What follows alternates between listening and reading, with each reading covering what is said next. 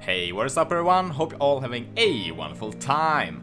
Impending Doom Pathfinder has been a very popular topic for the Crucible League, and I've seen a lot of questions about the build, if it's doable as a league starter or with a lower budget, and stuff like that, and I figured I'd just show off my character, what I've been doing so far, and maybe give a tip or two on what I've been picking up so far to help me out with the build.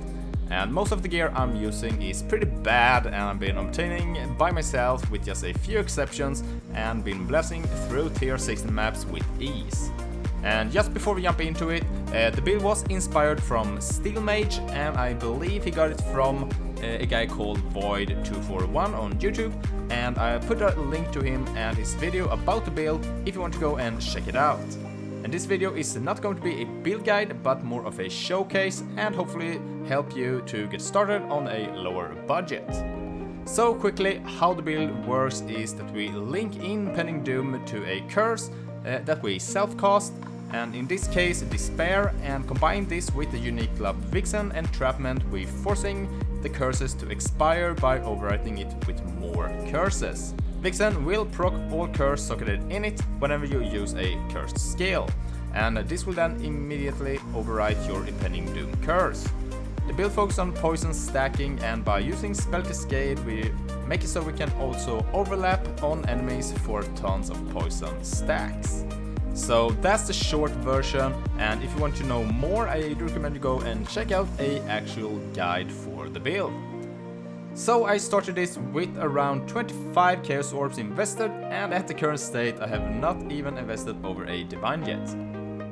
So for the budget version, all you really need is going to be a 6-link staff, which can be bought for around 5 Chaos, and here we want to get some Harvestcraft with it, reforge a rare item with Chaos modifiers until we get some Chaos damage over time multiplier, and here I also went with the Chaos damage and skill effect duration from Betrayal.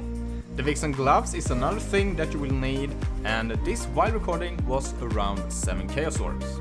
And getting 2 rings with the minus cost to non-channeling skills, and also for the amulet will help us reduce the mana cost for the skill, and this I got for around 3 Chaos each. The amulet I'm wearing right now also have Skidder runes as the anointment. This is not required though, but it do helps out quite a bit.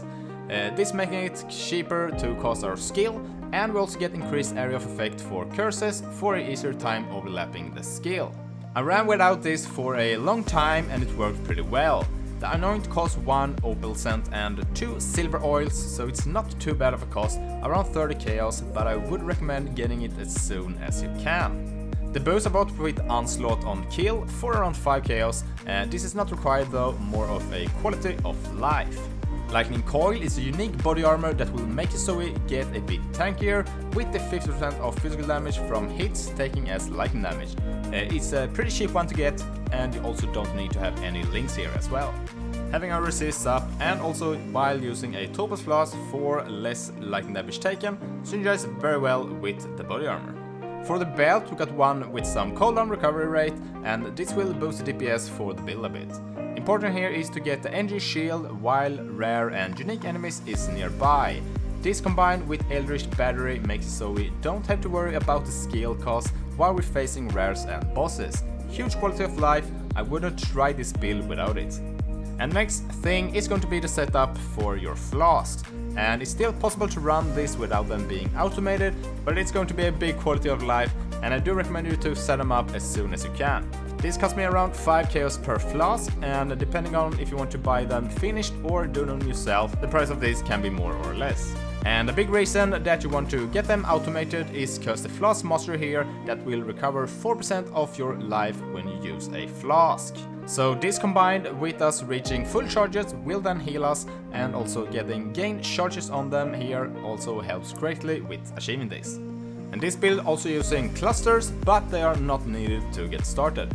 For the large one you can buy one with 9 passives instead of 8 for around 5 chaos.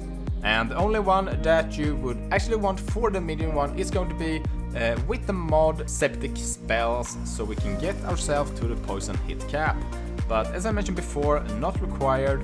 I think you can get up to 90% without it, and it's not a huge deal breaker.